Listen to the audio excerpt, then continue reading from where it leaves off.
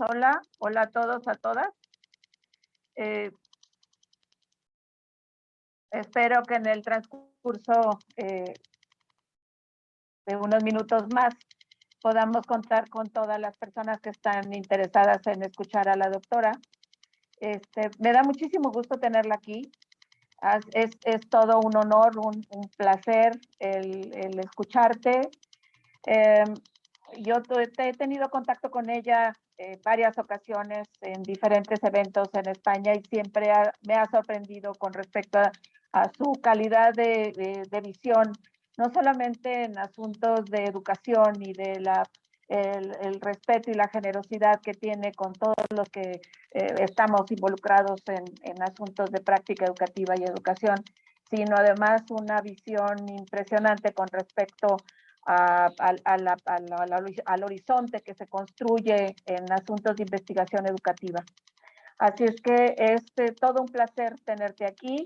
Sabes que la conferencia se va a grabar, así es que vamos a tener la posibilidad no solamente de tener acceso a tu conferencia todas las veces que sea necesaria, sino además estaremos publicando próximamente el texto con tu participación.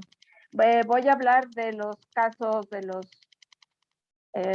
datos muy sintéticos y porque no quiero quitar mucho tiempo a la conferencia, así es que quiero decir que la doctora Juana María Sancho es catedrática emérita de Tecnologías de Educación del Departamento de Didáctica y Organización Educativa de la Universidad de Barcelona. Ha sido coordinadora del grupo de investigación ESLINA, Subjetividades y Visualizadas y Entornos Educativos Contemporáneos 2017, y de la Red Universitaria de Investigación e Innovación Educativa. Quiero decir que de las muy pocas redes reconocidas que hay en España, ella lidera una de ellas, y eso ha tenido pues consecuencias importantes con respecto a la aprobación de diferentes proyectos de investigación con una de largo aliento, como proyectos competitivos en España, lo cual es por supuesto un logro impresionante de trabajo consistente. Ha publicado 35 libros, 167 capítulos de libro, 277 artículos en medios nacionales e internacionales relacionados con la innovación y la mejora de la educación, la formación docente y el impacto de las tecnologías de la información y la comunicación en educación. Desde su gran pasión, que eso por supuesto lo he presenciado, me consta, esa pasión por la investigación y la docencia, tiende puentes entre la teoría y la práctica, la investigación y la acción, a la vez que contribuye a repensar los discursos y las visiones sobre el sentido de la educación.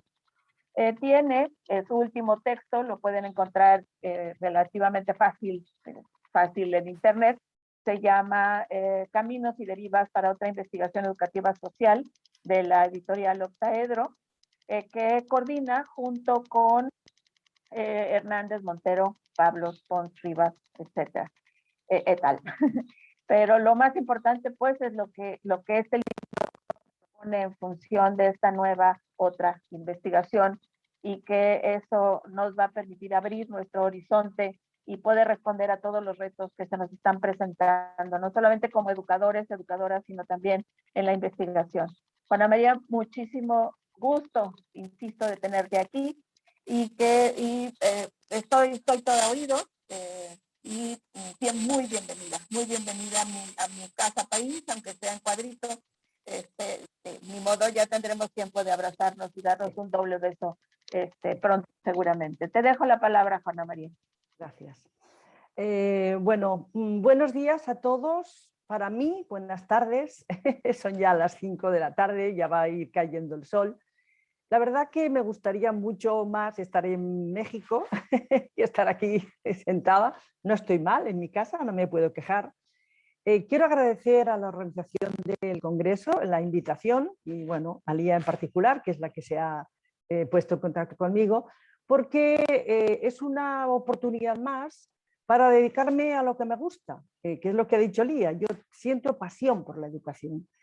Yo empecé a trabajar hace muchos años, de hecho ahora soy profesora emérita, o sea, ya muchos años, pero sigo emocionada y sigo interesada por la docencia y por la investigación. Esta mañana he tenido un encuentro de investigación con un joven universitario, porque estamos haciendo una investigación sobre cómo aprenden los jóvenes universitarios hoy. Y yo decía, es que sigo disfrutando, sigo aprendiendo, porque esta es mi pasión. Y esto es lo que me llevó a mí desde que comencé a trabajar con un grupo de niños de 4 y 5 años en mi primera escuela a tiempo completo, una escuela estatal, una escuela pública a tiempo completo, que yo me di cuenta que la educación, ya me había dado cuenta, pero allí lo vi, era lo más importante que le puede suceder a un ser humano.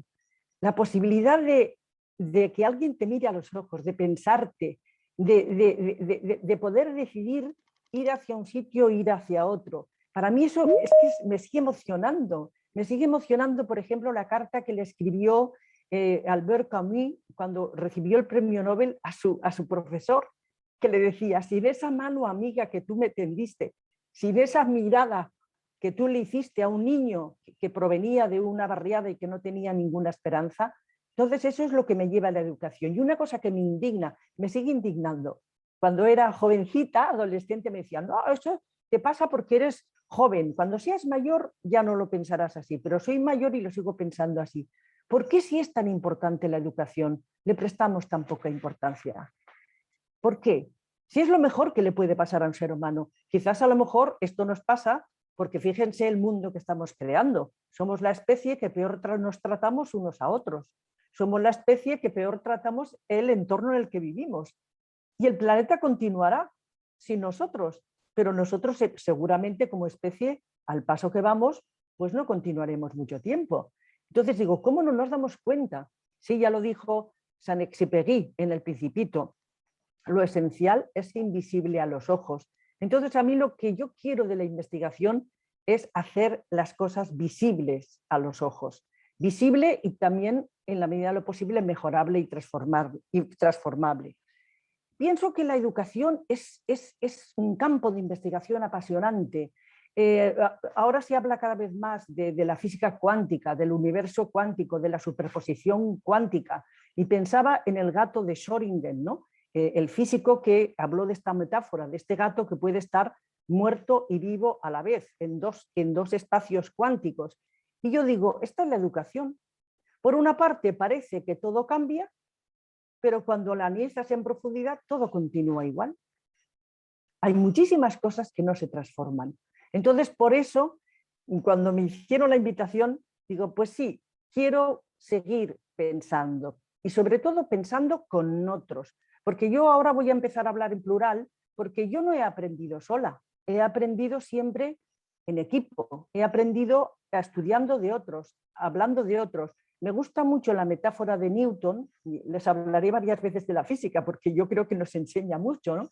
Newton decía que hemos de caminar a espaldas de gigante, es decir, nosotros tenemos que reconocer lo que han aportado las personas que han venido antes de nosotros y en sus espaldas podemos ver nuevos horizontes. Es decir, que cuando nos planteamos ir más allá de lo que hay, no es que despreciemos lo que hay, sino justo al contrario. Esto que estas personas han ido elaborando, a mí y a otros muchos nos han permitido pensar nuevas miradas. Y de esto vamos a tratar. Voy a compartir pantalla. A mí lo que me gustaría es yo hablar unos máximo, yo hablaría como máximo 45 minutos, como máximo 50, porque me gustaría, aunque me gustaría mucho más verlos, yo soy mucho de ver, soy mucho de mirar a los ojos, soy mucho de ver la reacción de las personas, a mí me hablan las personas, me hablan mucho, yo a los estudiantes les digo, todo esto es lo que me decís hoy. Me decía, ¿tú cómo lo sabes? Digo, por cómo sentáis, por cómo me miráis, por cómo ponéis los brazos, por cómo yo esto, entonces me gusta, no estoy, pues espero que algunas preguntas, algunas cuestiones puedan compartirse. Bien, he pensado esta presentación un poco hablando no de mí, sino desde mí. O sea, cómo yo he ido descubriendo esta investigación otra, porque esto no se improvisa. Yo no nací investigadora, yo no nací, yo me he ido construyendo en un devenir. Este año también hemos publicado un libro en inglés que es Becoming Educational Researcher, Educational Ethnographer. Entonces, claro, nosotros estamos en un becoming, en un devenir. Yo estoy en un devenir, sigo estudiando, me sigo planteando preguntas, ¿no? Y claro, en estos momentos las complejidades y las incertidumbres de la educación contemporánea para mí son un campo, bueno, que no se acaba nunca, no acabaré nunca de hacerme preguntas. Hace relativamente poco, en el 2017, leímos un libro de Sara Ahmed que se llama Vivir una vida feminista, ¿no? Y ella tiene una frase que a mí me resonó bastante, porque dice: las que llegamos a una institución académica que no ha sido moldeada por y para nosotras, aportamos conocimientos y otros mundos que de otro modo no estarían presentes. Y yo pensé, wow, Sara Ahmed también habla de mí. También habla de mí porque yo llegué a una universidad,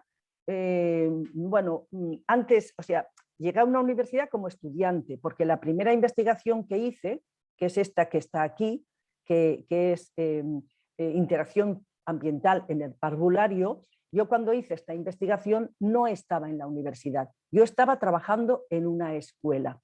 Y ahí ya con otro compañero de la universidad, con Fernando Hernández, ya nos íbamos haciendo preguntas. Entonces, como no nos satisfacía la psicología y la pedagogía muy centrada en una sola persona y olvidando cuáles son los contextos en los que se mueven los individuos, nos llamó mucho la atención lo que entonces se llamaba la psicología ecológica de Baker en Estados Unidos, y realizamos la primera investigación que se hizo en España, yo no sé en México si ya se habían hecho antes y se han hecho, de observación directa en un aula, sin preguntas previas, sin cuestionarios, sino que nuestra primera hipótesis, sin saber que en aquel momento que estábamos utilizando ya una ontología plana, que se llama en estos momentos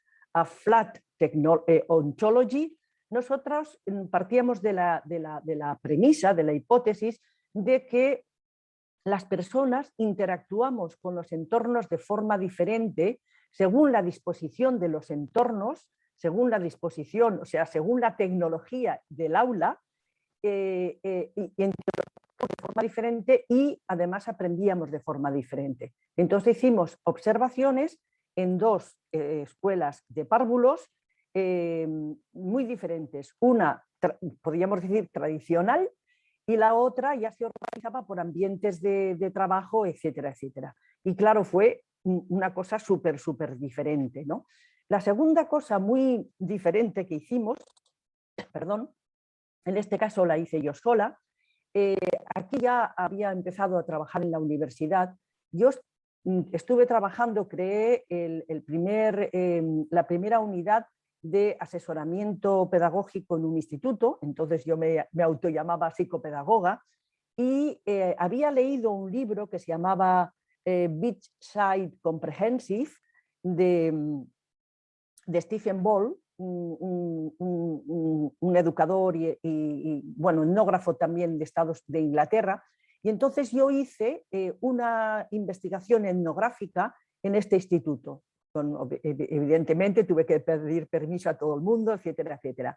Y escribí este libro, este informe, Entre pasillos y clases. Entonces, fue la primera etnografía que se hizo en España. Siempre se hacían en las investigaciones, casi siempre de cuestionario o de hipótesis, aplicación de la hipótesis, o grupo control o grupo experimental. Y nosotros, que yo ya empezaba a trabajar sobre todo con Fernando Hernández y otros colegas, decíamos, pero ¿cómo podemos decir un grupo control y un grupo experimental si no hay dos grupos que sean igual en el campo de la educación, y el mismo grupo mañana ya no es el mismo? como el gato de Schrödinger. Hoy es y mañana es otra cosa completamente diferente, incluso dentro de un rato. Entonces, bueno, intentábamos mostrar esa ecología de la cultura escolar, ver que las cosas suceden no solamente con una interacción de personas, sino que también tienen que ver todos los elementos que configuran el entorno escolar, desde el ambiente, si hace calor, si hace frío, si está ventilado, si no, el tipo o sea, nosotros no sabíamos todavía que estábamos en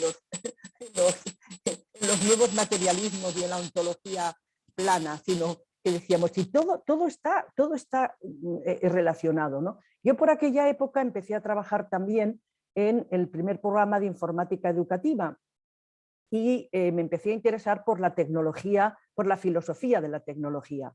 Entonces, claro, descubrí que la tecnología no son solo los computadores, hay muchas figuras de la tecnología y la escuela, los institutos, las universidades son dispositivos en términos de Foucault muy potentes que impiden muchas veces muchas conductas, muchos comportamientos. Entonces, esta darla un premio nacional de investigación y yo misma me dije, este informe de investigación o lo tirarán a la papelera, porque yo no había hecho, o lo tirarán a la papelera o me darán el premio nacional. Y mira, me dieron el premio nacional. O sea que está. Por cierto, si a alguien le interesa, está escaneado y está en internet. O sea que si lo quieren leer, es de hace muchos años, de 1986. Yo a partir de ahí he seguido aprendiendo mucho. Pero un poco para que esta búsqueda de una investigación otra no comienza ahora, comienza desde mis inicios, desde nuestros inicios, ¿no? Nos iluminó mucho Mogán y la idea de que la conciencia de la complejidad nos hace comprender que nunca podremos escapar de la incertidumbre, que nunca podremos tener un saber total. La totalidad no es la verdad. Siempre llegamos a saberes, a conocimientos parciales, incluso una cosa que en un momento dado la veíamos clarísima aquí, cuando va pasando el tiempo, nos hacemos otras preguntas y entramos de otra manera, podemos ver algo totalmente diferente. Vamos dialogando, voy dialogando un poco, voy compartiendo los diálogos que he ido haciendo, que hemos ido haciendo también en nuestro grupo de investigación con diferentes autores, ¿no? Para poder acceder a nuevas formas de conocer, necesitamos preguntas diferentes y utilizar metodologías diferentes. Esto me llevó a mí hace bastantes años. Yo daba un curso de metodología en el programa de doctorado de mi universidad y las personas iban diciendo métodos casi siempre muy tradicionales, entrevista, o sea, era casi siempre el cuestionario o como una gran cosa la entrevista. Luego fuimos entrando en muchas cosas más. Y entonces yo dije, no, pero ¿para qué quieres hacerla? ¿A dónde quieres llegar? Tenemos que saber a dónde vas, ¿no? Entonces ofrecí un curso y hace muchísimos años que se llama De un tema de interés a un proyecto de investigación. Aspectos ontológicos, metodológicos, ontológicos, epistemológicos y metodológicos de la investigación. Este curso lo sigo dando más de 30 años después, para un poco acompañar a los estudiantes en el proceso de convertir un tema de interés en un proyecto de investigación e ir habiendo estas nuevas preguntas y desafíos. Esto nos lleva a tener que afrontar la tradición y las repercusiones de los dualismos en la investigación educativa y social, porque seguimos instalados en el dualismo cartesiano, ¿no? La división del cuerpo y el alma, o es una cosa o es otra. Entonces, claro, esto nos lleva a hablar, que ya Brunner lo empezó a hablar en los años 80, de que hay como básicamente en el campo de la educación dos miradas, la paradigmática y la narrativa. Entonces, la paradigmática es lógico-cientifista, proposicional, busca causas generales, con procedimientos preestablecidos, parece que ya las preguntas están contestadas antes de que te las hagas, busca una verdad empírica y busca la consistencia y no la contradicción, ni la vida es contradicción, y se elude el yo. En algunos lugares no te dejan hablar en primera persona, tienes que hablar en plural. Entonces yo siempre digo, perdona, ¿la investigación la has hecho en un grupo? Porque si no la has hecho en un grupo, por ejemplo, el doctorado se hace solo, ¿no? O eres el papa, ¿no? El yo majestético, no, es que he de ser objetiva. Me van a perdonar, pero como decía Gramsci, el filósofo italiano, yo no soy un objeto, soy un sujeto. Tengo una mirada, tengo una visión del mundo. Yo no puedo ser objetiva. Lo que sí puedo ser es honesta y actuar con rigor y explicitar desde dónde hablo, que ya veremos que la mayoría, muchos investigadores no lo hacen. En la narrativa tenemos más centrada en las experiencias humanas y cotidianidad, acontecimientos, intuiciones, sentires, está localizado en el tiempo y el espacio y se evidencia el yo. No se habla del yo, sino que se evidencia desde dónde hablo, cuál es mi mirada, para que tú puedas entender pues, los posibles prejuicios que yo tengo, pues juicios. Si yo te digo desde dónde hablo, tú podrás saber mucho más que si digo, no, yo soy objetivo, perdona, yo te diré desde dónde hablas sin que tú me lo digas. Seguimos con estas dos posicionalidades, ontológica, epistemológica y política, la realista, objetivista, científica, y la construccionista, subjetivista, narrativa, que es naturalista. O sea, no intentamos intervenir en los fenómenos, sino que intentamos estudiarlos de la forma más, entre comillas, natural posible. Y sabemos que esto ni en física es posible. Heidelberg ya lo explicó, que cuando tú estudias un fenómeno, con los instrumentos de medida que utilizas ya lo estás transformando. O sea que esto es en todas partes, mucho más en el mundo social, que en realidad está construido por nosotros. El mundo social está construido por nosotros. Nosotros decidimos un tipo de escuela u otra, decidimos un tipo de contenidos u otro, decidimos un tipo de relación u otra, decidimos un tipo de objetos u otro. Todo está intervenido por los seres humanos. Bueno, seguimos con las dos perspectivas, la realista, experimental, construccionista, narrativa, y muchísimas veces en el campo de la educación acaba hablándose de cualitativa y cuantitativa. Sin embargo, bueno, yo no voy a profundizar tanto hoy porque no puedo hablar de todo, pero hay muchísima investigación cualitativa que es profundamente positivista. O sea que parece ser que porque hagamos grupos de discusión y hagamos entrevistas, pues ya tenemos la cualitativa. Pero si después los datos los sometemos a la misma rigidez que sometemos los datos cuantitativos, pues tenemos lo mismo. O sea que lo importante no es tanto la metodología, sino la ontoepistemología. Bueno, esta es la forma tradicional de plantearse una investigación y hay autores que plantean, bueno, esto ustedes lo conocerán, la hipótesis, todo ha de ser previsto, ya hemos de saber todo antes de hacer la investigación. Entonces digo, bueno, pues si yo ya sé la respuesta, ¿para qué hago la investigación? Yo, por ejemplo, cuando evalúo artículos, hay veces que leo el resumen y según desde dónde parten, ya sé qué me van a decir, ya sé los resultados. Entonces digo, entonces, ¿para qué hacemos investigación? Esto es lo que yo me pregunto, cada uno que se pregunte lo que se quiera preguntar. Entonces, bueno, Quincheloe, bueno, yo también me lo pregunto. ¿Quién dijo que la investigación debe hacerse de esa forma? La investigación es un campo abierto y precisamente las preguntas nos orientan, nos abren, y siempre que hagamos una reconstrucción de toda nuestra trayectoria con el rigor y la honestidad que tiene que tener la investigación, pues la investigación tiene muchas caras, ¿no? Entonces nosotros, digo nosotros porque ya estoy empezando a hablar del grupo que creamos hace 25 años, o sea que es Brina, ¿no? Que ya tiene muchos años, y bueno, trabajamos mucho más en este sentido, ¿no? Sobre todo porque hay un artículo que yo lo recomiendo en el Educational Research, que habla de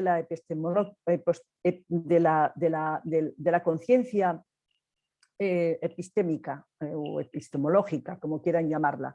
Entonces estas personas, Mirka, Koroludben, Dayan, etcétera, etcétera, las 4 personas, hicieron una revisión, creo que fueron de cientos de artículos, de muchos artículos, y en la mayoría de ellos los autores no explicitaban cuál era su fundamentación ontoepistemológica. Pasaban a la metodología sin explicitar cuál era su noción de conocimiento, cuál era su noción de posibilidad de conocer y por qué el tipo de metodología que habían elegido. Entonces, claro, en el campo de la educación, pues yo lo diría, que tenemos un problema. Si otros piensan que no, no pasa nada. Yo comparto mis preocupaciones, ¿no? Si otros lo compartimos, pues podemos hablar, ¿no? Entonces, en nuestro grupo de investigación, pues intentamos desarrollar un enfoque construccionista. Con preferencia nos decantamos por la investigación narrativa, muy fundamentada, muy rigurosa, y nos posicionamos en tránsito. Nos interesa entrar en contacto con la experiencia, nos interesa mantener en suspenso la cuestión de los límites. Nunca sabemos hasta dónde llegaremos, porque en el proceso de investigación descubrimos muchas cosas que antes no habíamos podido pensar. Adoptamos metodologías naturalistas y cada vez más estamos utilizando metodologías basadas en las artes que nos abren cantidad de posibilidades. Prestamos atención a estrategias narrativas no totalitarias, quiere decir que cuando escribimos un informe no intentamos solo dar todas nuestras respuestas, sino que dejamos fisuras abiertas para que los lectores también puedan plantearse sus cuestiones, y mantenemos una ética de la investigación muy fuerte, basada en la ética relacional. Para nosotros, la idea, nosotros no investigamos sobre, sino que investigamos con.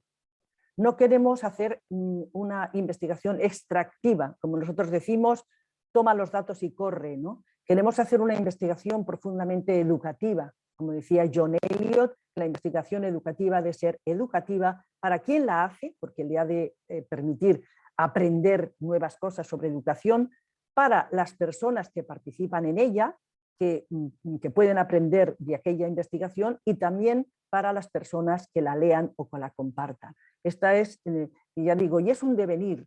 Siempre estamos leyendo, preguntándonos, cuestionándonos, etcétera, etcétera.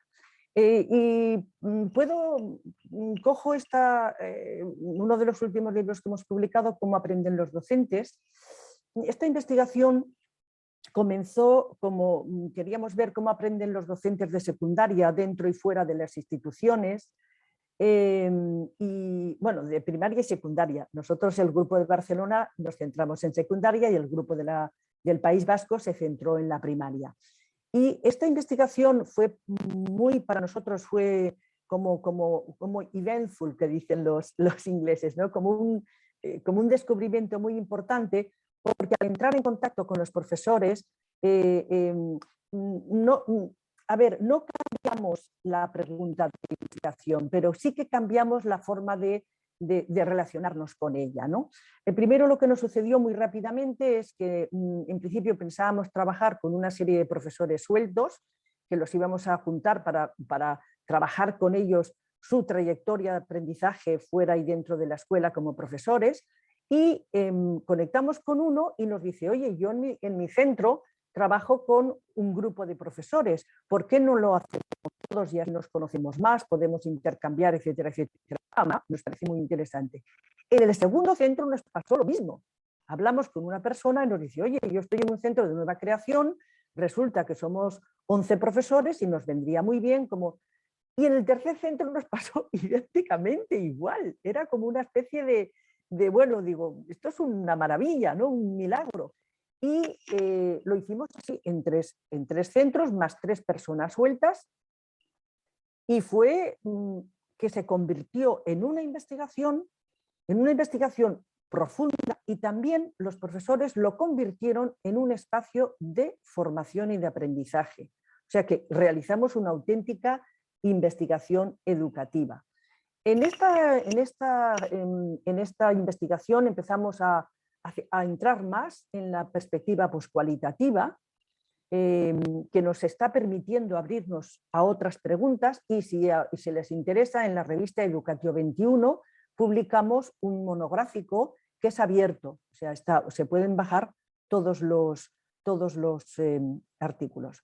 Bueno, el proyecto se llamaba Aprende, cómo aprenden los docentes, implicaciones educativas y retos para afrontar el cambio social, y queríamos eso, entender cómo aprendían los docentes dentro y fuera del aula. Pues eso, a través de, queríamos, con una serie de evidencias que al final las plasmamos en cartografías de aprendizaje realizadas por los propios docentes en una serie de encuentros que hicimos, más las explicaciones que ellos dieron, etcétera, etcétera. Y entonces la pregunta poscualitativa que hicimos cuando decimos, bueno, tenemos todo esto, ¿ahora qué hacemos con todo esto? Entonces nos preguntamos, ¿qué nos permite pensar?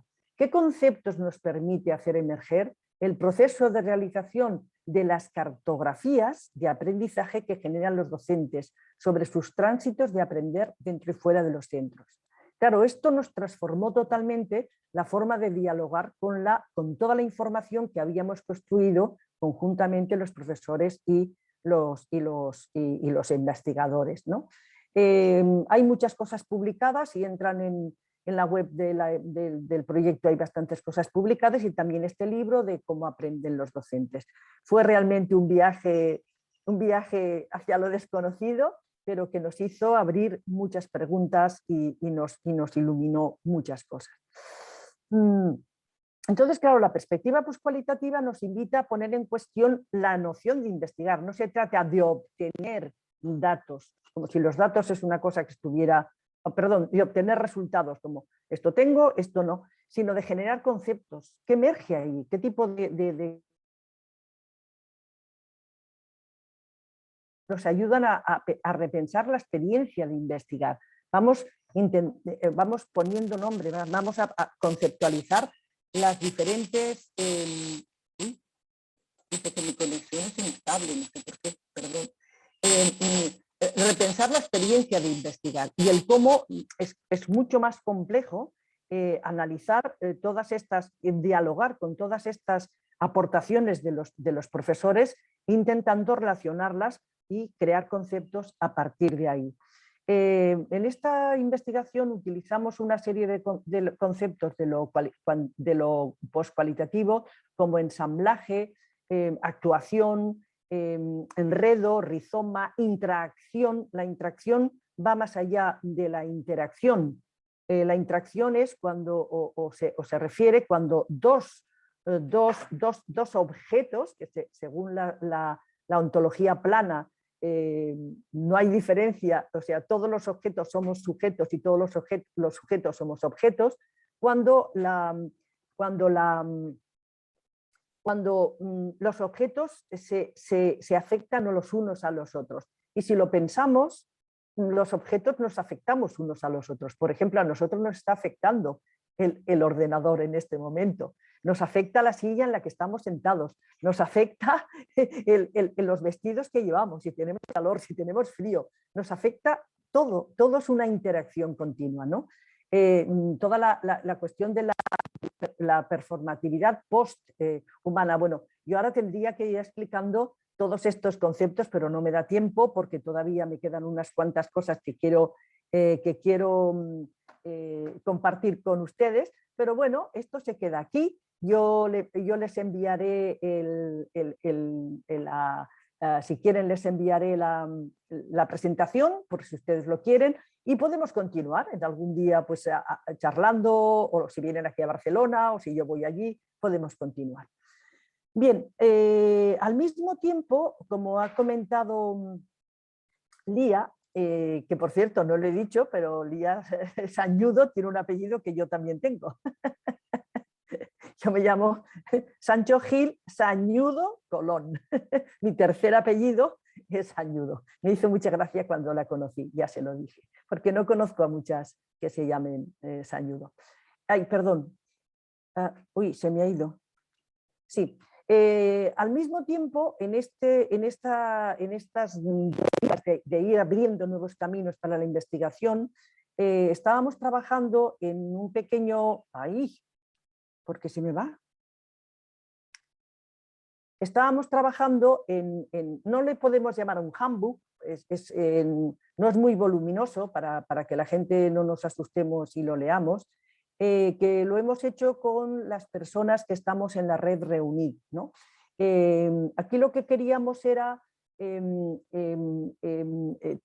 poner conjuntamente una serie de nuevas miradas sobre la educación, sobre la investigación educativa y social que se están desarrollando en diferentes lugares y que a los investigadores, por lo menos en España, no sé, en otros países de América Latina creo que también, nos es muy difícil tener una visión de conjunto. Entonces aquí pues recogemos desde perspectivas de los nuevos materialismos y de los nuevos empirismos, del poshumanismo, de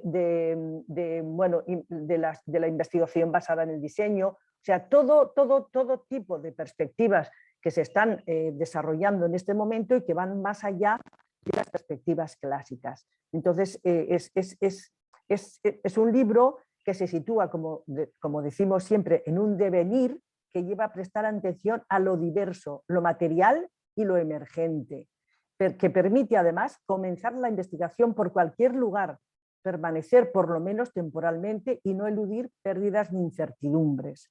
Este es el tema, o sea, la intención de este libro, ¿no? En esta idea nuestra de repensar la investigación y plantearnos nuevas cuestiones y problemas, ¿no? Entonces, seguimos reflexionando sobre el sentido del post y la disciplinarización de la investigación cualitativa, porque lo que hablábamos antes, ¿no? Que muchas veces acabamos de decir, bueno, lo quali y lo quanti, pero cuidado porque los datos o la información cualitativa se puede convertir otra vez en una mirada pues muy positivista. Entonces aquí comparto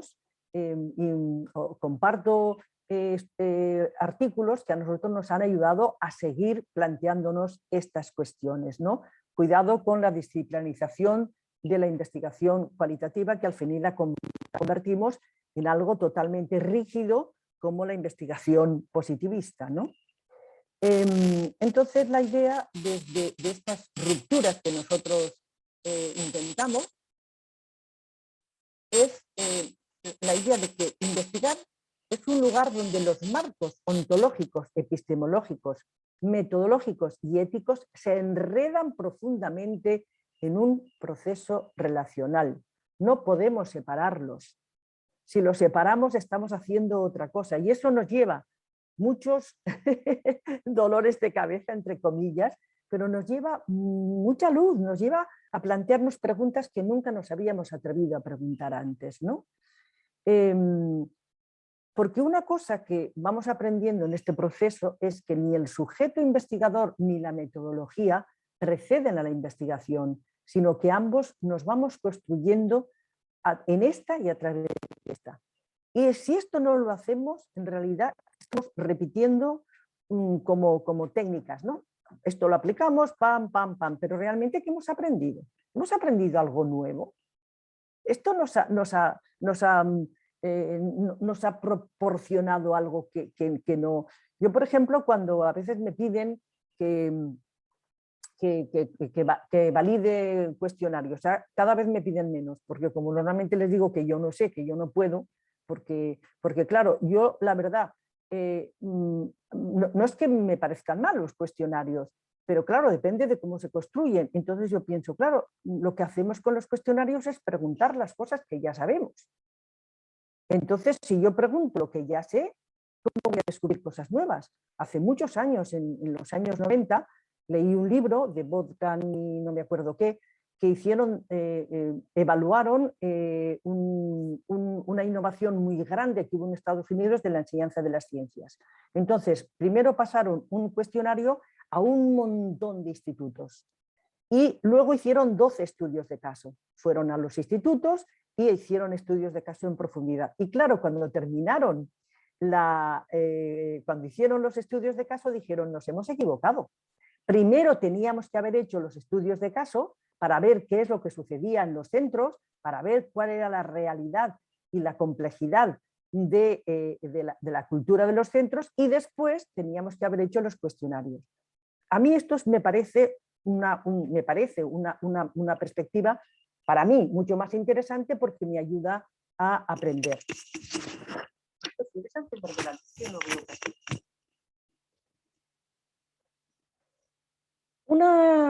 Por eso he dicho hoy que hablaría un poquito de física.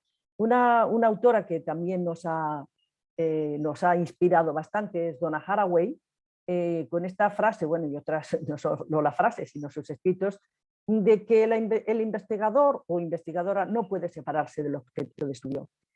Cuando elegimos una situación, es por algo que nos inquieta, y no nos podemos separar, porque en realidad lo construimos nosotros, lo definimos nosotros, ¿no? Ella habla en este libro de conocimientos situados, ¿no? Y aquí propone un cambio de la objetividad clásica y androcéntrica por una objetividad, entre comillas, situada, o sea, situada en el contexto, y quien lo sitúa es el investigador o la investigadora. No nos podemos desligar. O sea, cuando nosotros entramos en una escuela, pues estamos imbuidos en todo eso, ¿no? Incluso cuando pasamos un cuestionario, quienes lo hemos configurado el objeto de estudio somos nosotros. O sea, nadie más, no ha venido un marciano y lo ha hecho, ¿no? De aquí la importancia de pensar con la teoría, de intentar explicitar desde dónde partimos, desde cuáles son nuestros marcos de pensamiento, por qué pensamos como pensamos. Yo esto lo comienzo a trabajar con mis estudiantes de grado. Tenemos que preguntarnos por qué pensamos como pensamos, por qué vemos las cosas como las vemos. Si nos cambiásemos de gafas, ¿veríamos una cosa diferente? Si nos pusiésemos en otro ángulo, si pudiésemos ponernos en otro ángulo, veríamos cosas que no vemos. Entonces, claro, pues la importancia, pues eso, de la voz, la importancia de identificar en primer lugar cuál es nuestra propia voz, ¿no? Bueno, aquí he recogido una cita de Alexia Jackson, que fue una de las primeras que se atrevió a decir, bueno, yo cuando fui, bueno, yo lo había hecho antes, lo que pasa es que no lo escribí en inglés, o sea, en el libro este de 1986. Dice, bueno, dice ella, cuando yo miraba a mi tesis doctoral, me di cuenta que claro, ella iba a la escuela y quería ver, no tenía una mirada predeterminada, ¿no? Quería ver qué pasaba con las chicas, etcétera, etcétera, ¿no? Entonces, lo que ella hacía, pues, no tenía digamos, un método predestinado, sino que no tenía protocolos de investigación, no tenía finalidades de observación, iba recogiendo. De hecho, esto lo hacen, y ya digo, yo lo hice entre pasillos y clases, yo iba observando. Esto en la investigación etnográfica se hace mucho, o sea, que muchísimas veces los etnógrafos, para mí los auténticos etnógrafos, no van con preconcepciones, aunque siempre las tenemos, ¿no? Sino que van recogiendo, lo que van viendo, lo que emerge, lo que les inquieta, y luego pues lo van conversando con ello, y si son honestos no imponen luego su mirada, sino que intentan explicitar, intentan compartir la mirada de quienes está estudiando. Perdonad que voy a beber un poquito porque si no me voy a ahogar.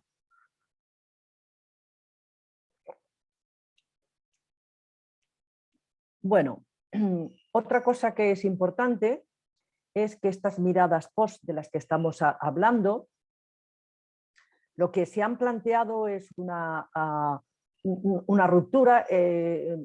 Saint-Pierre dice radical, bueno, a mí yo no sé, radical no lo sé, pero por lo menos te lo planteas, entre el humanismo, el modernismo, el imperialismo, el representacionismo, el objetivismo, la racionalidad o el racionalismo, y que todos estos son asunciones ontoepistemológicas y metodológicas que están muy basadas en la ilustración europea, ¿no? Entonces, que son prácticas y pensamientos que han trascendido y muchas veces sin cuestionamientos de decir dónde aparecieron, por qué aparecieron. Por ejemplo, estas autoras critican mucho te lo diré, Descartes. A Descartes lo critican mucho porque dice que, claro, que es binario, ¿no? El cuerpo y el alma. Y claro, yo como europea digo, cuidado, porque Descartes no podía hacer otra cosa, porque era una época que la Iglesia Católica tenía mucha influencia. Y si él hubiera dicho que todo estaba interactuando y que todo era, digamos, parte de lo mismo, pues le hubiera pasado como a Miguel Servet, que por decir que la sangre circulaba por el cuerpo, lo metieron en la hoguera. O sea que también hay que saber de dónde provienen los contextos de pensamiento. Entonces, lo que es muy importante en la investigación, si queremos abrir vías, si queremos ir hacia la complejidad, es plantearnos la genealogía de los pensamientos, de dónde provienen estas miradas. A lo mejor en aquel momento ya se planteaban otras cosas, pero no las podían decir.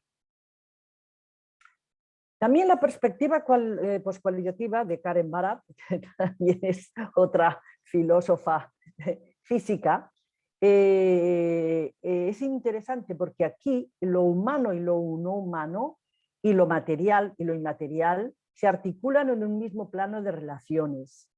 O sea, está conectado con el posthumanismo. O sea, todo está conectado. No es que los seres humanos seamos superiores. Claro, el pensamiento, sobre todo el pensamiento europeo, se ha situado así. Pero cuidado, es que está todo interrelacionado, todo está interconectado, ¿no? Y se propone pensar cada uno de estos elementos de forma interconectada, lo que decíamos antes, donde su existencia y ejecución no son posibles de concebir de manera independiente, sino en el asamblaje en el que se producen, ¿no?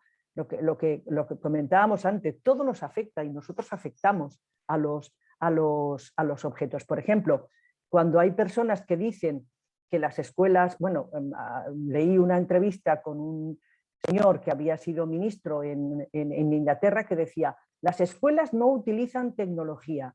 Entonces, claro, yo dije, madre mía, qué señor más ignorante, lo siento y lo digo, un señor ignorante, porque la escuela es una tecnología organizativa y artefactual.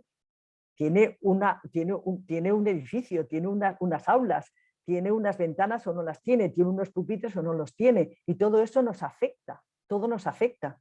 Entonces, todo diseño humano, de materiales, de objetos, etcétera, etcétera, pero también lo no humano. O sea, si nosotros estamos en una escuela y hay piojos, pues menudo, ¿no? Menudo historia, o nos salen ratas, o sea, todo está interconectado. Entonces, no tener en cuenta todas estas cuestiones es perder parte de la perspectiva de lo que son los problemas educativos y sociales en profundidad. También revisa muchos conceptos y prácticas cualitativas que se siguen planteando desde una postura humanista. Por ejemplo, el tema de la entrevista y su uso. O sea, no entendemos al otro como un portador de respuestas, sino que entendemos al otro como alguien que tiene una experiencia que comparte con nosotros. Hoy, por ejemplo, cuando les he comentado que esta mañana he tenido una sesión con un estudiante universitario, al final siempre les preguntamos ellos que han podido aprender de la sesión que hemos tenido, y una cosa que ha dicho es que lo que más le ha gustado es que no le hemos planteado las preguntas como un interrogatorio, sino como una conversación en la que él se ha sentido que podía tranquilamente expresar lo que él pensaba de cada una de estas cosas. Por tanto, la noción no es recoger datos, que parece que lo único que nosotros hacemos es, bueno, recoger lo que está ahí, sino claro, se construyen, la información se construye porque según la pregunta que hacemos, según cómo hacemos la pregunta, según cómo lo situamos, etcétera, etcétera, pues fluye de una manera o fluye de otra. Y también la noción de voz como humanista y descarnada, cuando la voz tiene un cuerpo, cuando la voz tiene una historia, cuando la voz tiene un color, un sabor, ¿no? un contexto. Entonces, la voz pertenece a alguien, a un ser humano encarnado, ¿no? Y ya vamos acabando. Revisa muchos conceptos. Este estaba repetido. Sí, revisa la noción de datos, evidencias como algo que está afuera. No, en la perspectiva postcualitativa, no. Los datos, la información la vamos construyendo, no está ahí, como no hay ninguna realidad que esté ahí fuera. Esto en la física cada vez se trabaja más. Las propias realidades se construyen según cómo nos preguntemos, según cómo los miramos, según cómo los conceptualicemos. También la noción de contexto o el marque, porque no es lo mismo un contexto inerte que un contexto en interacción, es totalmente diferente. Y la noción del sujeto de lo que decíamos de la flat ontology, como comentaba desde el principio, la ontología plana no hace una distinción entre, digamos, el sujeto y el objeto. Nosotros seríamos los sujetos y los otros son objetos. No, todos interactuamos, ¿no? Los objetos a nosotros o cualquier situación, por ejemplo, un ejemplo que se pone es el bienestar que nos da una puesta de sol en la naturaleza. Estamos en el barrio en una puesta de sol y nos entra una paz inmensa. Claro, ahí hay una interacción, ¿no? Tan importante es la puesta de sol como lo otro, ¿no? O el teddy bear, el osito que el niño necesita para irse a dormir porque lo tranquiliza. O, bueno, en estos momentos podríamos hablar de los teléfonos móviles que si alguien no los tiene le da un patatús, le da un ataque de ansiedad. O sea que ahí podríamos tener, entonces, claro, la ontología plana nos ayuda a entender muchísimo más todo lo que nos afecta y todo lo que influye en estos fenómenos que estudiamos. Hikimudy dice que creamos los datos que recogemos, los vamos creando, los creamos con el otro, los creamos con los otros. Incluso, aunque nos parezca mentira, cuando hacemos un cuestionario, ahí sí que creamos nosotros los datos, muchísimo más que cuando hacemos investigaciones más basadas en el otro, que utilizamos metodologías pues, mucho más basadas en las artes o basadas en el sujeto, etcétera, etcétera. También revisa los temas como el posicionamiento del investigador, que coloca la pregunta como un lugar hacia donde ir. Parece que, bueno, que la pregunta es hasta dónde queremos ir. Sin embargo, desde el post nos planteamos más decir, esto es lo que nos abre, pero no sabemos a dónde nos llevará esta pregunta. Nos puede llevar a sitios totalmente inesperados, ¿no? También el interpretativismo de los datos. Todo se tiene que interpretar y a veces pues hay datos que dices, bueno, tenemos esto, nos plantea esto, pero no tenemos por qué interpretar todo. Y la metodolatría, de alguna manera la guía, porque es total. Pues, bueno, tranquilos, vamos a que no hay verdades instituidas. También invita a dejar de hablar de codificación y análisis y a reducir los datos y más conversación, entenderlos como una posibilidad de expandir, de pensar los datos como una actuación, como un enredo que nos llevan a sitios diferentes y intenta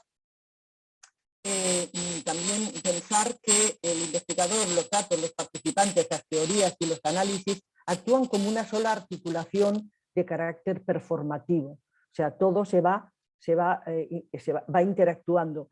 Esto significa que, claro, que es mucho más difícil escribir papers, es mucho más difícil escribir artículos y escribir libros, ¿no? Porque coges una entrevista,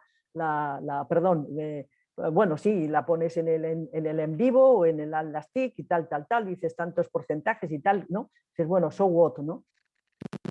Esto, pero a lo mejor pues te abre otras perspectivas. Bien, como dice Gilles Deleuze, bueno, la investigación es o puede ser una invitación a desterritorializar la investigación. Es decir, tomar un territorio y marcarlo de forma diferente al que lo hemos encontrado. O sea, que en esta interacción que decimos, pues que la investigación pueda tener de alguna manera pues algún tipo de lugar en la vida también de quienes investigamos. Claro, nosotros investigamos mucho con profesorado, con escuelas. Ahora tenemos una investigación que es centrada en el alumno, ¿no? Y entonces los alumnos les están diciendo que a ellos les está afectando, que les está haciendo pensar cosas que antes no habían pensado. Entonces, o sea, hemos dejado un territorio de manera diferente a cómo lo hemos encontrado. Una cosa importante es que nos invita o nos posibilita la investigación postcualitativa celebrar las diferencias metodológicas, celebrarlas, no decir, oh, esto no, porque yo como no lo conozco no sirve, ¿no? Y la complejidad de la investigación cualitativa y aboga por una mayor apertura, imaginación y toma de riesgos, especialmente por llevar a cabo una investigación que se basa en posteorías. Quiere decir que es que no se carga la cualitativa. O sea, hay gente que se siente inquieta y ahora, no, tranquila, tranquila. Si estamos haciendo esto es porque hemos aprendido de lo anterior. Yo no me estoy cargando lo que tú haces, no estoy, sino que a mí lo que hemos hecho es hacerme nuevas cosas, no pasa nada.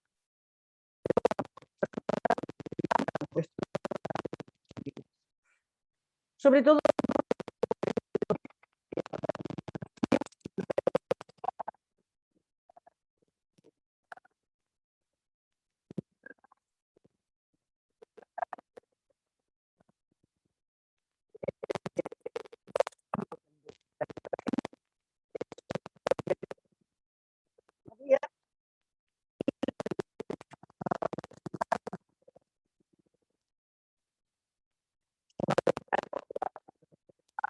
no utiliza no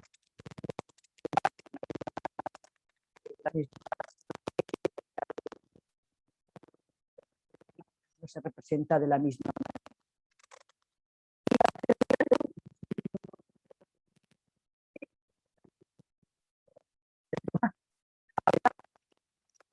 Todo es la misma.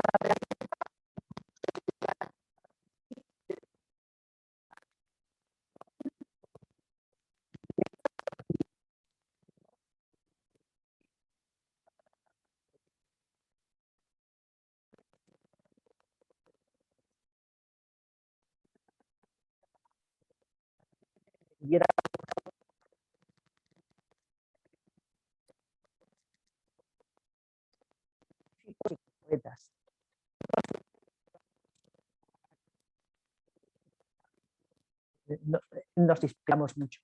Y con esto pues yo termino aquí.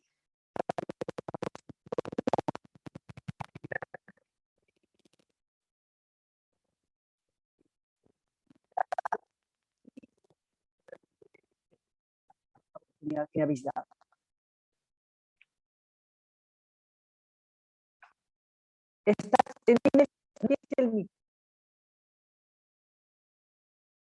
Bueno, pasa. Muchísimas gracias. Creo que ha sido muy ilustrativo y bastante más de lo que, de lo que estaba en mi cabeza como posibilidad, así es que agradezco mucho. Y tal cual, como comenté yo al principio, pues lo que has hecho es dejar el territorio diferente. Nos has permitido aprender y expandir el horizonte, lo cual agradezco mucho. Como no tenemos mucha oportunidad de tener contacto con las personas que nos están escuchando, yo sí tengo algunas cuestiones que me gustaría que profundizaras. Una de ellas tiene que ver con este asunto de la ética relacional. Hemos estado trabajando desde hace un rato en ir entendiendo cómo la ética se interviene en las decisiones y está presente no solamente en asuntos de documentos que firmar sobre consentimientos informados, sino tiene que ver en decisiones de toda la investigación. Un poquito que nos pudieras profundizar sobre ética relacional.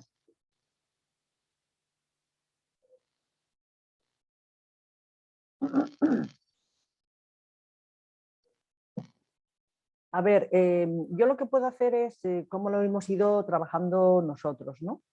Para empezar, siempre hemos intentado desde hace muchos años, lo que decíamos, la idea de no investigar sobre el otro, sino investigar con el otro.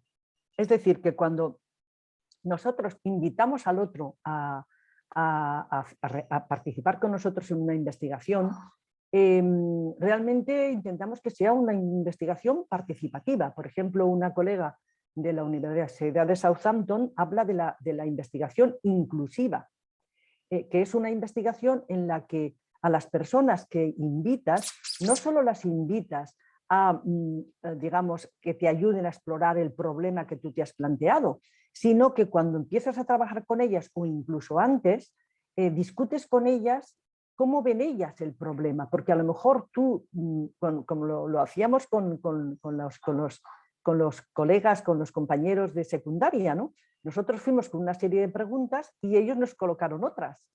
Entonces, para nosotros eso es la ética relacional, ¿no? O sea, a mí me preocupan unas cosas, a vosotros os preocupan otras. Pues eso expande nuestra investigación. Expande nuestra investigación porque como entendemos que los fenómenos no son finitos, sino que están todos interconectados, me expande la investigación y me posibilita miradas que yo no había visto antes, ¿no? Entonces, para nosotros esto es una dimensión de la ética relacional.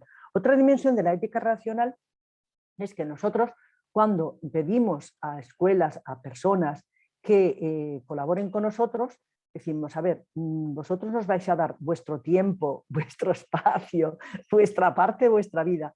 Bueno, nosotros, por ejemplo, cuando hemos hecho historias de vida, al publicar las historias de vida, sí, algunos de los profesores querían, han firmado con nosotros, porque ellos son también autores de esas historias, ¿no?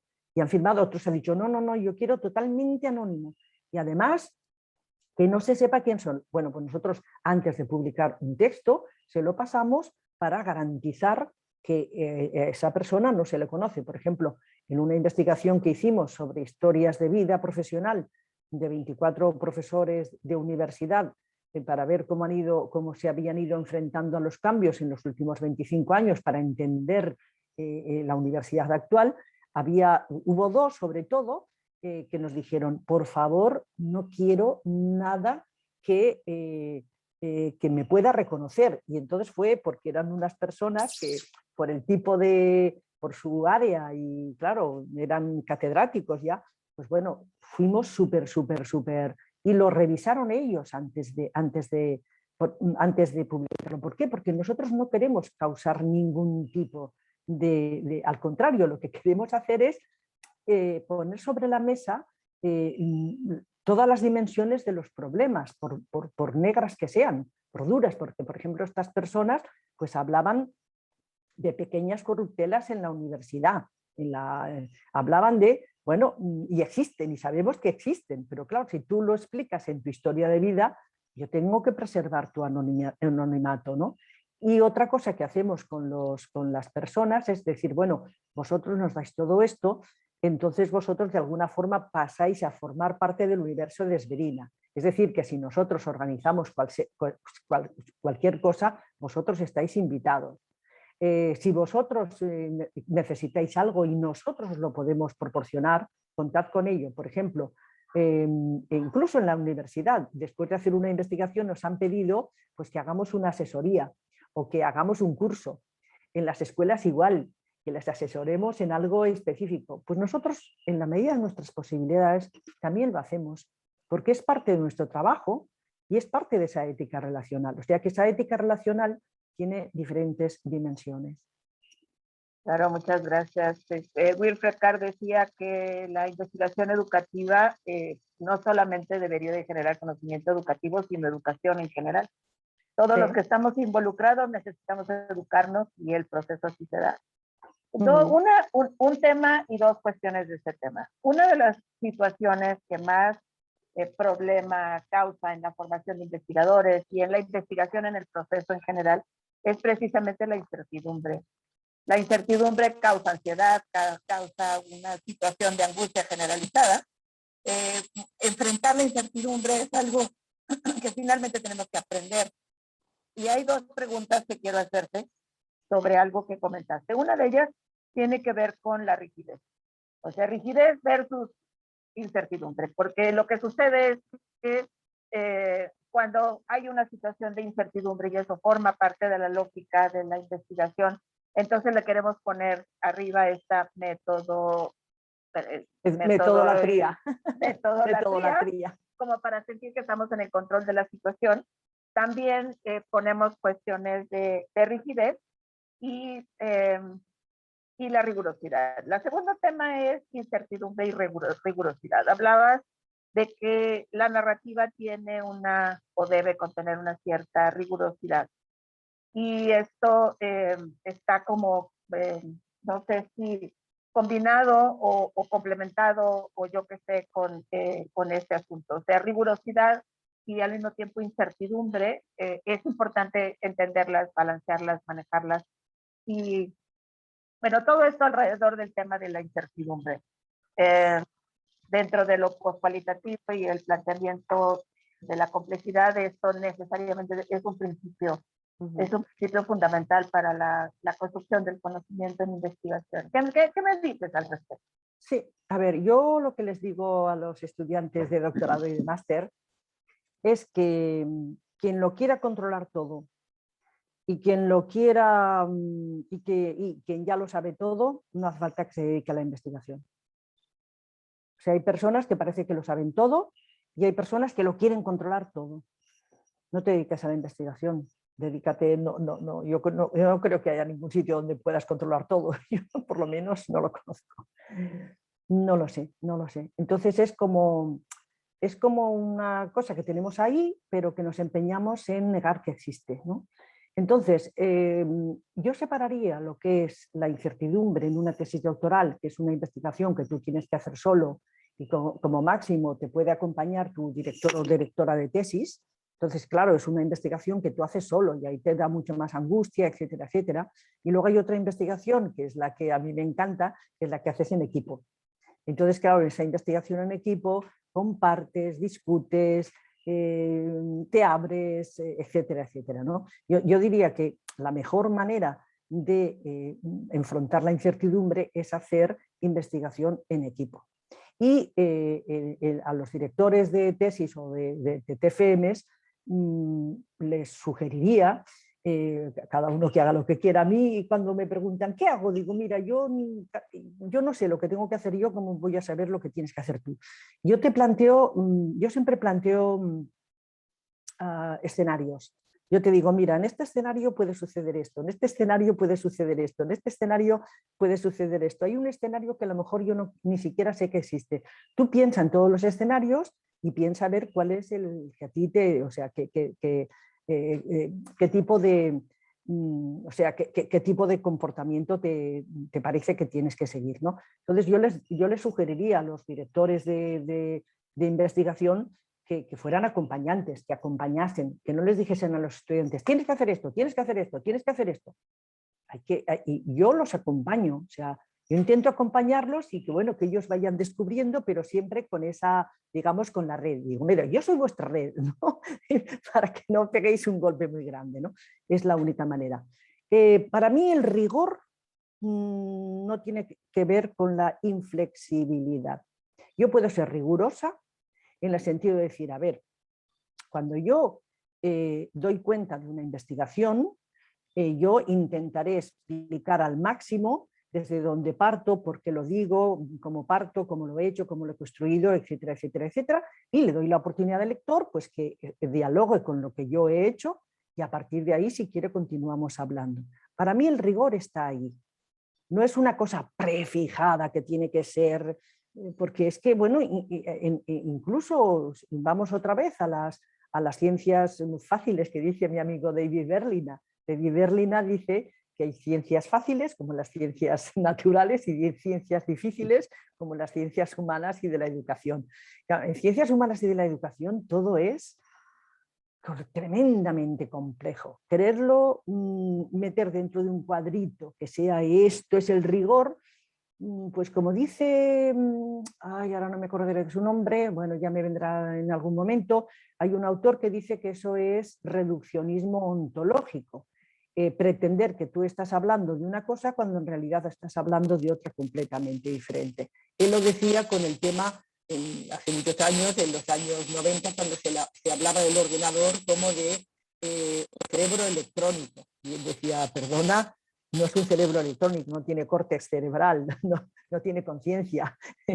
Será una máquina de calcular potente, pero no es un cerebro electrónico. Ahora lo podríamos decir con la inteligencia artificial. Será artificial, pero es una máquina calculadora muy potente, nada más, ¿no? que construye o que va barajando diferentes datos, ¿no? Entonces, cuidado con el reduccionismo ontológico, porque a veces el rigor, si se entiende como rigidez, se acaba configurando como un reduccionismo ontológico. Entonces, yo lo que diría que es mucho más difícil digamos, a ver, ser riguroso es difícil en todo momento, pero yo creo que en general se muestra más ¿Me escuchas? Sí, perdón. Adelante. se muestra más el rigor cuando los investigadores... Está la conectividad terrible. Una disculpa, por favor. Sí, cuando la... Se me ha ido tanto al cielo. No, que digo que cuando los investigadores explicitan desde dónde hablan, por qué hablan así, cómo configuran el fenómeno, por qué dicen lo que dicen, a mí me parece mucho más riguroso que el que hace pues, la hipótesis, el cuestionario y al final pues, los tantos por ciento. La mayoría de las veces a mí personalmente me aporta poco, a no ser que hagan preguntas que yo no me las había planteado, ¿no? Pero en general, a mí, yo estoy hablando de mí, no estoy diciendo que no, que no, pero para mí ahí está el tema, ¿no? Y no es fácil porque la investigación social y educativa yo la considero muy difícil, yo la considero muy compleja, yo la considero muy difícil de hacer. Y los que nos atrevemos, madre mía, tenemos un valor. Pero yo os animo, porque no sé, yo no me he aburrido nunca y sigo muy interesada por la educación y supongo que si no hubiera seguido investigando, pues hubiera llegado un momento que digo, madre mía, si es que aquí siempre es lo mismo, entro y siempre pasa lo mismo, ¿no? Entonces, la investigación me permite seguir pensando y seguir aprendiendo.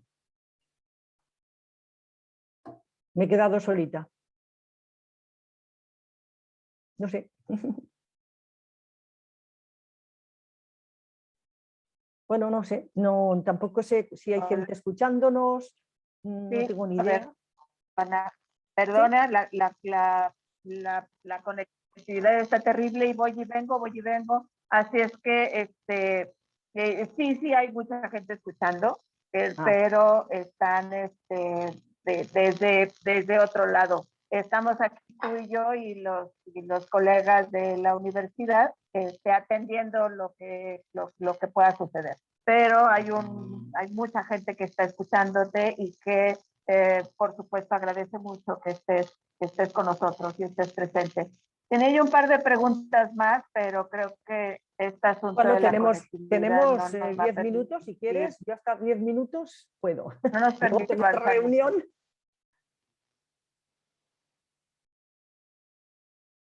¿Puedes volver? Sí.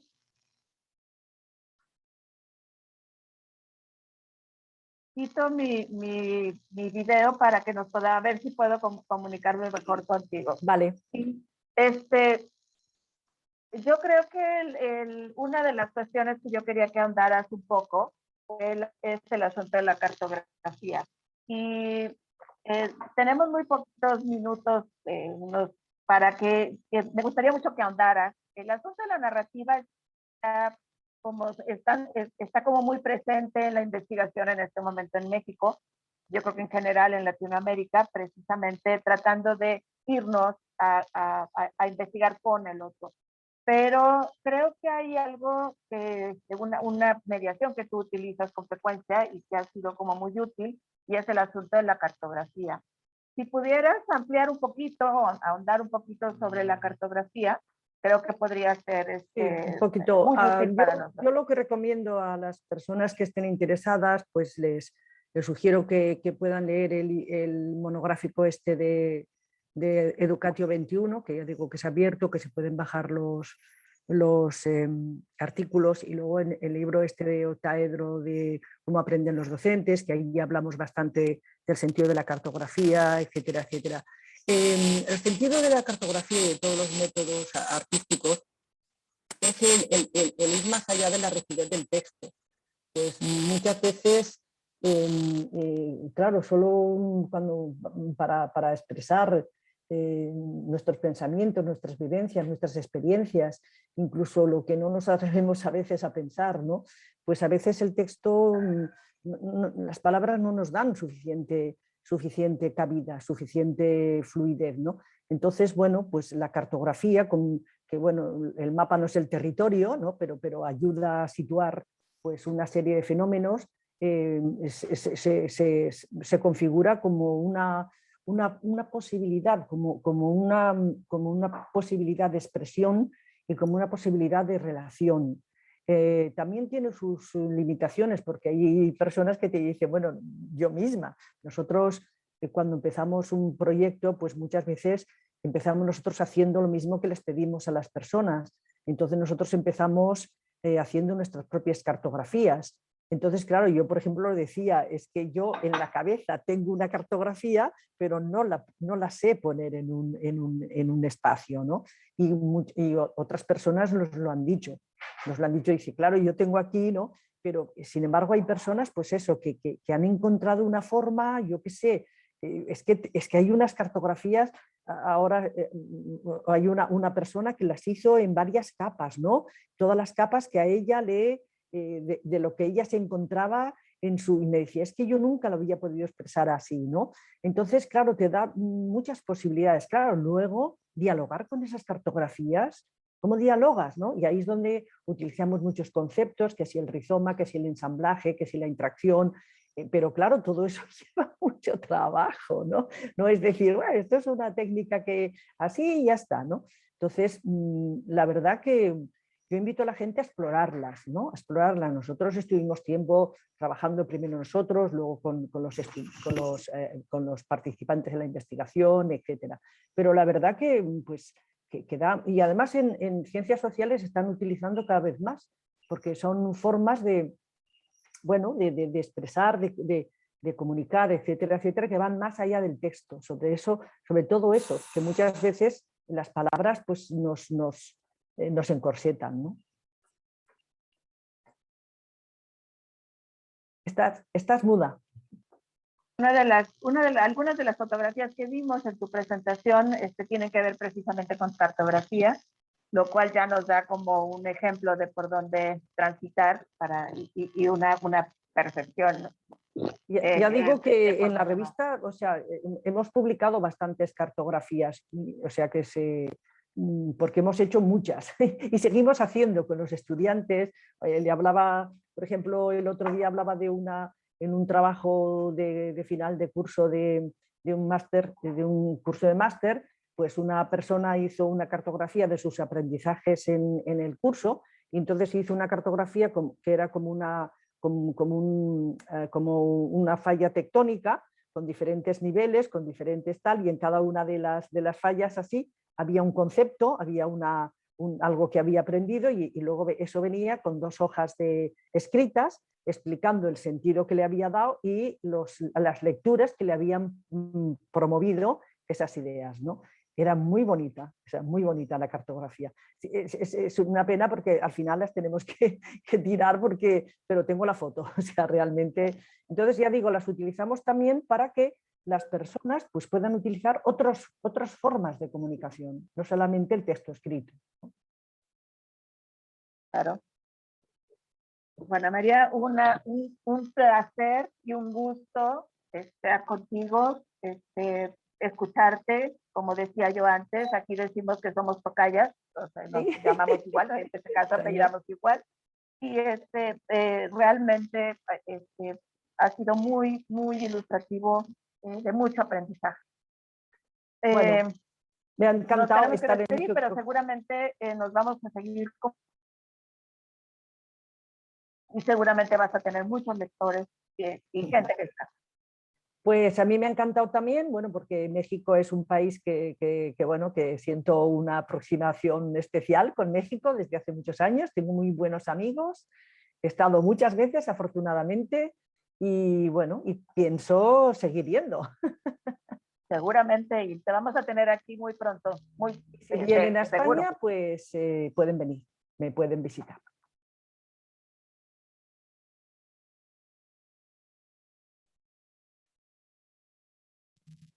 Bueno, pues pues Te nos agradezco. despedimos ya.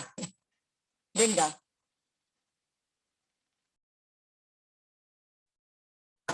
Un abrazo a todos, siento no verlos y sí, así, yo soy muy de, yo soy muy de Nos abrazar. despedimos, nos vemos pronto.